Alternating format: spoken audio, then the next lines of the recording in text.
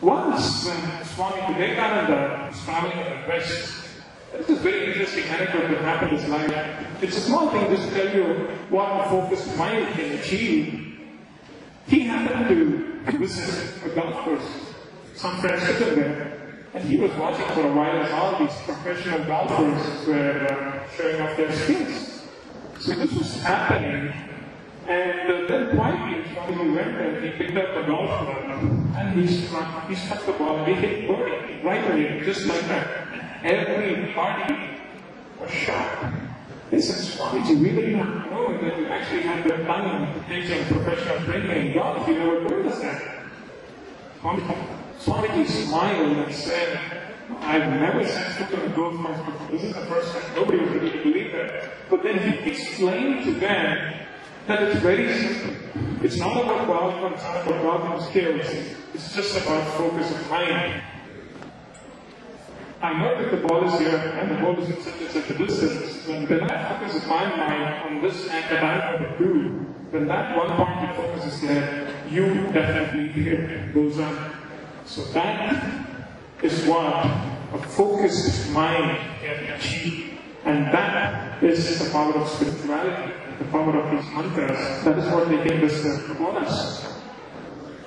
And above all that, it gives this one very important attribute that distinguishes the winners from the rest.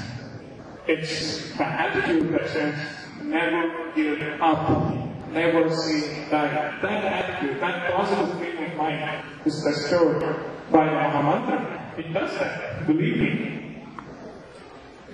There were two frogs, two real close friends from childhood. They were best friends.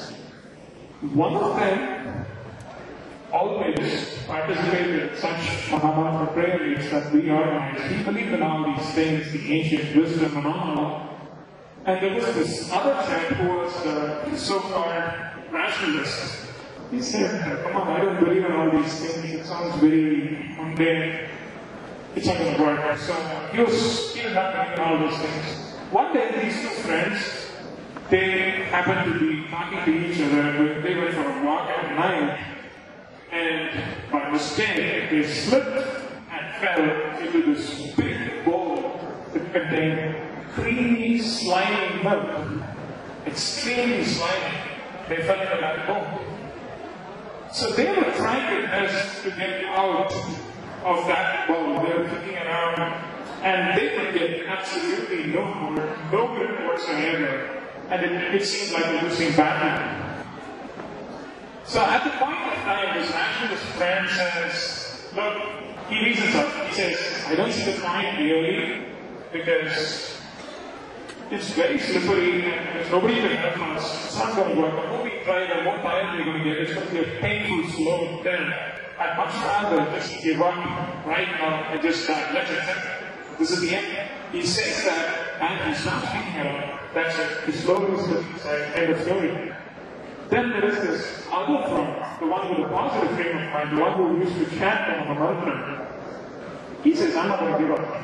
This is what I'm going to do. I will try. Till the last bit of energy is left in my body, I will try, I will take.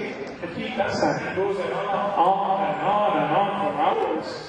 And then he gets to a point where there is absolutely no energy left.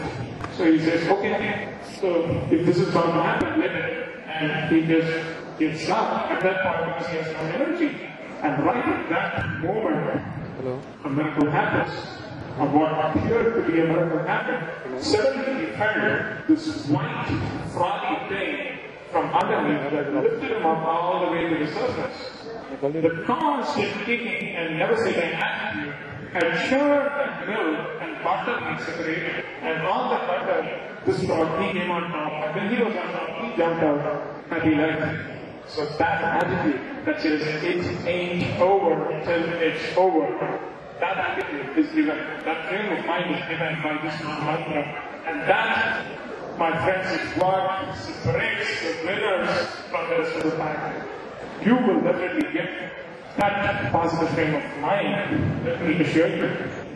If you're wondering how a mantra can do all this, it can. I can explain to you by some examples that we understand, that we can all relate to, because sound, mantra is a sound, let's everybody else understand. Sound itself has these special properties, these special capabilities. We all know that. If you've ever gone to a place where they train dogs, using dog whistles with different frequencies, and the dogs respond differently to different frequencies. So sound has the potential. It can evoke specific changes in the mind that can happen with sound. It happens. And if you're a horror movie buff, I'm sure you've seen this movie known as The Shining. It's a classic horror movie. A must-watch. If you have not seen it, you must. Don't do it now, probably after the exams. In that movie, there is this scene where there's this little child who's driving around in this tricycle very rapidly along the corridors of a hotel. If you put the volume on mute and if you watch that scene, it's really nothing. It's just a little child and he's driving around very quickly in a cycle on the corridor. It's just that. But with the volume, with the background music, it's a whole new thing. It scares the hell out of you. So what is it that really made me feel that? Was it the visual or the sound? It's the sound. Sound can do that. We know that there are specific sounds that can make us laugh, sounds that give us joy, sounds that can create fear in us. The same way, these mantras, the Mahamantra, these are cosmic sounds, sounds that are ever present eternally in the cosmos. And our sages have grasped these mantras and given it to us because of their penance.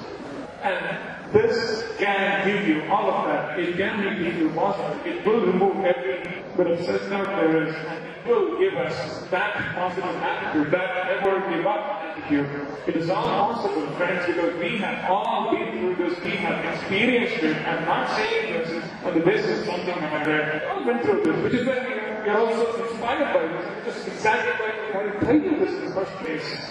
So it is possible. To put it in one word, this Mahamantra can bestow what is known as self-confidence. Self-confidence. We use this word all too often without understanding the very deep meaning of this word. It's a very beautiful word, as Arangam has shown us. Self-confidence is nothing but confidence in the self. What is the self? The innermost self. It's God. It's Brahman. Our true nature. Because God is not this distant 6-foot figure who's sitting in some faraway planet, listening to our wishes and bestowing all our prayers. That's not God. God is that self that is innermost.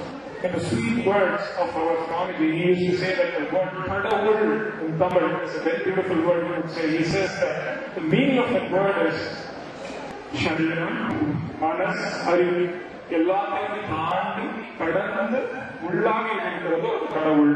He used to say, the one, the self that is the innermost is God.